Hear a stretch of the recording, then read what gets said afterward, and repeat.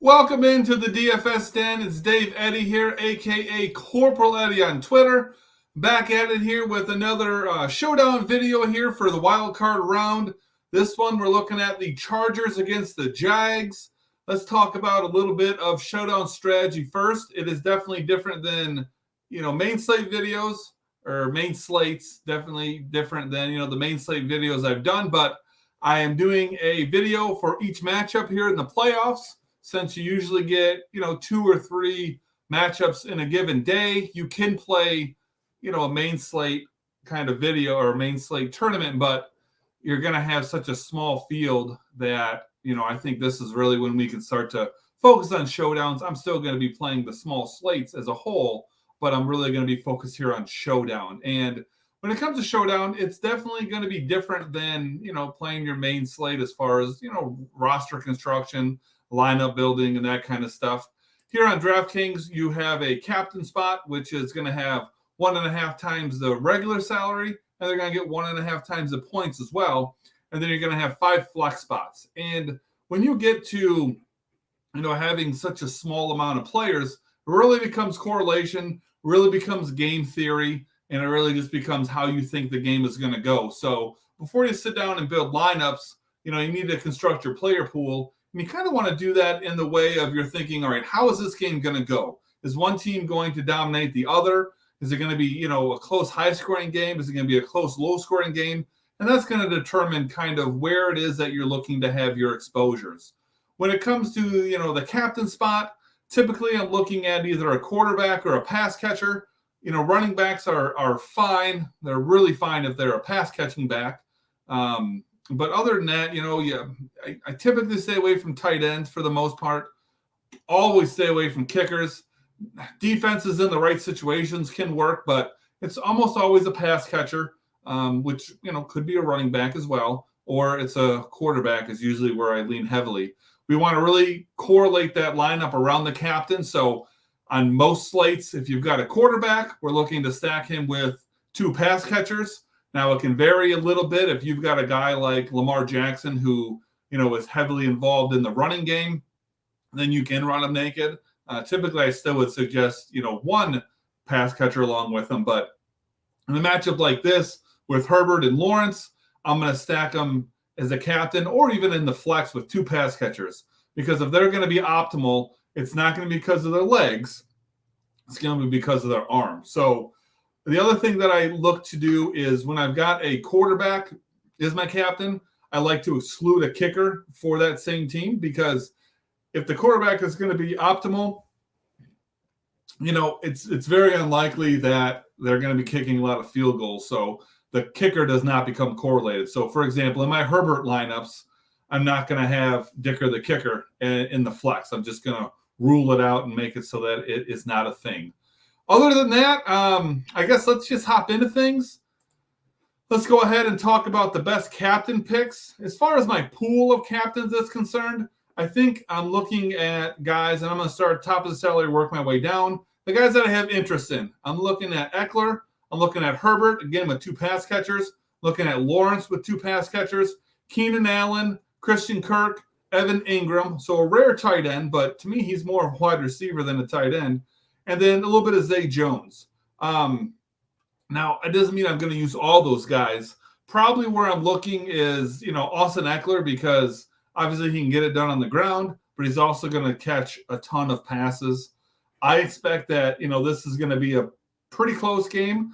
I expect it to be high scoring, so maybe something like, 35-31 or, 28-24, something like that. I think we're going to see 50 points. So, I'm going to be less inclined on defenses here later, and I'm really going to want quarterbacks and pass catchers for sure is in my captain spot. So Eckler is probably where it starts for me. Again, he can get it done on the ground. He's going to get it done in the air. So I like him. If I play him, normally I wouldn't say, hey, pair a running back with a quarterback. But in Eckler's case, he's just as much, if not more, of a receiver, than he is a running back. So I'm not going to force Herbert with him, but I'm going to look to play Herbert with him more than likely. Zay Jones is going to be someone that I'm interested in just because here the price tag makes a big difference. So, Zay Jones is coming in just at the flex $5,400. So a lot cheaper than like Christian Kirk, who's at $8,000, and Evan Ingram, who's at $6,200. So I think Zay is going to be a little bit higher exposure for me at captain because of the price difference. And, his ceiling may not be the same as Kirk. It's probably a little bit higher than Ingram. So I think I'm looking there. I'm also interested in some Trevor Lawrence. Again, I'm going to stack him with two guys, but, mostly we think that the volume there is going to go between Kirk, Jones, and Ingram. You can throw Marvin Jones in there as well, but it's not a very deep pool. So you can stack him with two of those guys and hope that you hit the right combination. And then, of course, Justin Herbert. I want to stack him again with two pass catchers. You can throw Eckler into that mix. I don't know if Mike Williams is playing in this game or not. Even if he is, he is kind of boom or bust anyways. So you've got to keep that in mind. If he does play, he's probably going to be limited. So I may just take Mike Williams out of the player pool in general and just focus on Keenan Allen, Eckler, and Everett. But those are the guys I'm looking at for captain. Let's talk specifically here about quarterback. I have both of these guys in my player pool. I expect it again to be a high-scoring game, so I probably am going to have at least one quarterback in each lineup. That includes captain position. So between the captain, between the flex, I'm going to force one of these guys in to each one of my lineups. I expect that, they're going to have good games. I expect they're going to be high-scoring. I mean, these are two of the better, DFS quarterbacks that we have. So don't overthink this one. You're going to want to play these guys. For running backs, again, we got some guys here that are, involved in the passing game as well as the rushing game. Eckler is obviously, a better version of that, but, ATN, he can have big games as well, and he can get involved in the passing game. It's nowhere near the level of Eckler, but he's going to get his volume in this matchup. And, I don't think that there's really a position here to avoid. Just because it's going to be high scoring doesn't mean that these running backs are going to be out of play. So I definitely am going to have exposure all across the board there. Wide receivers, a lot of times, you will find a fairly inexpensive receiver and he ends up being relatively high owned because what the savings do. This is kind of an example of that because Marvin Jones is going to be $2,600. And I think that that's a great price for him. I've got him projected for about 7 points, which isn't a lot, but at 2,600, that helps you out with fitting in, these other studs. So probably going to have the highest exposure to Marvin Jones. And then Zay Jones at 5,400. For the player he is, I think 5,400 is a very good price. So I think I'm going to have, a lot of exposure there as well. And then Keenan Allen is the guy that I'm looking for. I think he's going to get peppered with targets from Herbert. I'm expecting 10 targets. What he does with those targets, we'll see. But, at least, 15 points is where I'm expecting him. I got him projected closer to 17, but I could see him getting, 25 or 30 points.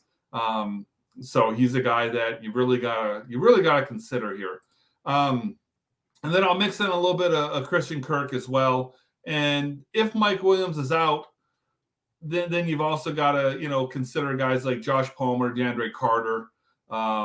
Their pricing is going to be, real good. Carter's at 3,000. Josh Palmer gets up there at 6,600. So I may be more interested in Carter for the savings, but, Palmer is going to be extraordinarily interesting as well. I just think I probably shy away there because I don't know where the ceiling's at. I'd rather play the other guys that I mentioned in that case. And then we get to tight ends. Very interested in Evan Ingram. Like I said earlier, I basically consider him to be a wide receiver. Gerald Everett is interesting. Everett's $4,400, or I'm sorry, he is $4,800. So to me, that makes Donald Parham very interesting. I think Parham could be in line for 4 or 5 points. It doesn't sound like a lot, but at only $1,000, that's very helpful. So again, he's a guy that you can slide in there. I'm not saying he's going to be super heavily owned, but in 4 of the last 5 games, he's scored at least 5 points. So that's not a lot, but in showdowns, that becomes something. So at his price tag, I could see, up to even 50% ownership for me for Parham. So again, showdowns are a little bit different. So keep that in mind. Again, going back to running backs, in this matchup, you definitely want to play running back per team. I've only got one Jaguar. I'm only playing ATN, but I do have Eckler and Kelly in my player pool. Definitely not playing Eckler and Kelly together in this matchup. And same thing with tight ends. I've got only Ingram in play. You could throw Dan Arnold in there because he's only $200, but I think, we've got savings elsewhere, so we don't need to use him, but I totally get if you do. But I wouldn't play both Everett and Parham. It just doesn't make sense, to do that. And then we talk kickers. Kickers are always in play. Kickers are another way where you can save some money. It's not uncommon for them to get double-digit games. I'm not the biggest fan, of Dicker here, but he can definitely get the job done. Any kicker is in play just because of the way that they score points here. So something to keep in mind. And then Riley Patterson, same thing, absolutely in play. Just for the savings and for the amount of points they can score. And Patterson is right in line to get 10 points here. So wouldn't surprise me if he did that at all. When it comes to the kickers, though, I do, again, keep it to one. This isn't going to be a high-scoring game. I don't expect a lot of field goals, so one kicker max. And with the defenses, I don't know that I'm going to play a defense here. Never a problem playing a defense. All it takes is one pick six, and, they are very likely optimal. But with the way I expect these teams to be going up and down the field, sure, you might get some points from sacks. Sure, you might get some interceptions, and honestly, that's usually where defenses score their points. It's not from, holding the other team down. It's from creating turnovers, it's from getting sacks. But I just don't think that that's going to be the case here. So, if you do play defense, that's totally fine. But you're going to definitely want to keep it to just one defense for the entire game. So that's where I'm at here. I think it's going to be a high-scoring game. If I had to pick, I would say I'm going to lean Jaguars, but it's to me it's a coin flip matchup here. I like the Jaguars being at home. Probably without Mike Williams, or at least with a hobbled Mike Williams. So I would lean the Jaguars here, but when it comes to showdown lineups, it doesn't mean I would go Jaguar heavy. I would just play a game script that says these teams are going to score some points. So that's where I'm at. If you haven't done so yet, if you're not subscribed, go ahead, pop on over here, subscribe to the channel, turn on the notifications so you get an alert every single time a new video comes out. And I wish you the best of luck here in this showdown, and I hope you enjoy the playoffs.